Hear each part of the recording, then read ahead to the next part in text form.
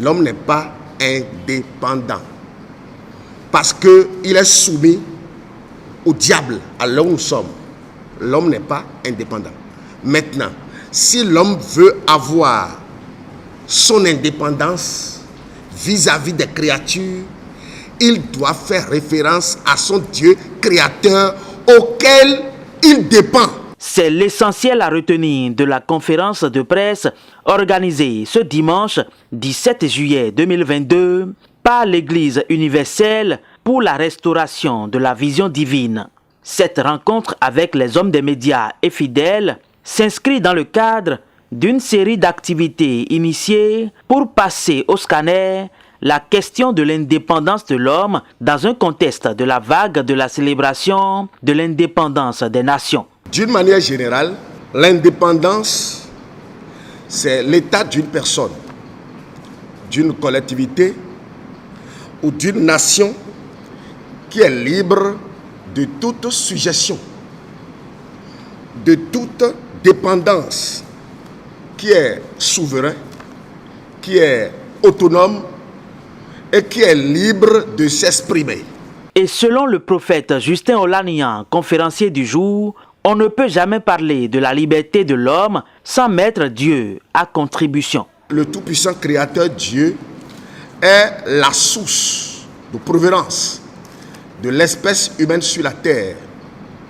On ne peut jamais parler de la liberté de l'homme sur la terre sans faire référence à son créateur, sans faire référence à ce tout-puissant qu'il a envoyé sur cette terre. Et vu sous cet angle, l'homme est-il vraiment libre? Les nations sont-elles vraiment indépendantes? Dieu lui a dit, tu peux manger de tous les arbres qui seront à la surface de toute la terre. Et tu peux manger aussi de toutes semences provenant de toute herbe qui seront à la surface de toute la terre. Autrement dit, l'homme a été créé naturellement libre. La seule personne de qui l'homme dépend, c'est son créateur Dieu. Ce qui va permettre à l'homme de vivre heureux, d'être libre de toutes les autres créatures, mieux, d'avoir même le pouvoir absolu de les gérer comme la volonté de Dieu, c'est de garder en l'état parfait cette relation que Dieu, son créateur, a établie entre lui et l'homme grand H. Mais ce que nous constatons aujourd'hui avec amertume est que cette relation a été dégradée. Cette relation a été coupée. Cette relation n'existe plus.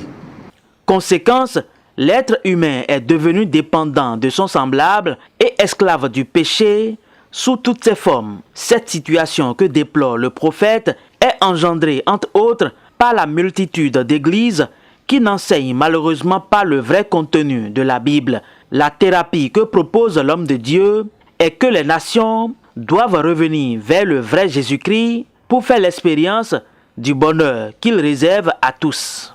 Lorsque nous allons tous revenir à l'adoration de Dieu sur le sabbat de Dieu et abandonner l'adoration de Janus les dimanches dans les églises, il y aura suppression des guerres. Vous n'allez plus entendre de guerre dans le monde. Amen. Parce que la guerre vient comment? C'est Dieu qui confond. C'est Dieu qui envoie la guerre. C'est Dieu qui envoie. Si vous ne voulez pas le connaître, il va vous confondre.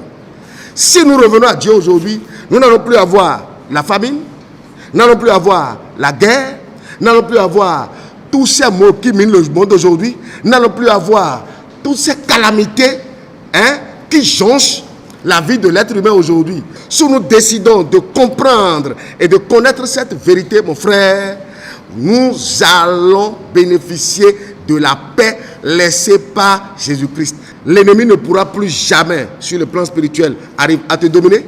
Tu ne pourras plus jamais être soumis à une quelconque maladie. L'état dans lequel tu es aussi sera aussi autonome. Toutes les créatures de l'être suprême sont donc conviées à servir le vrai Dieu pour faire l'expérience de la vraie liberté. L'Église universelle pour la restauration de la vision divine est représentée dans plusieurs villes du Bénin, notamment à Zogbo, à Cotonou.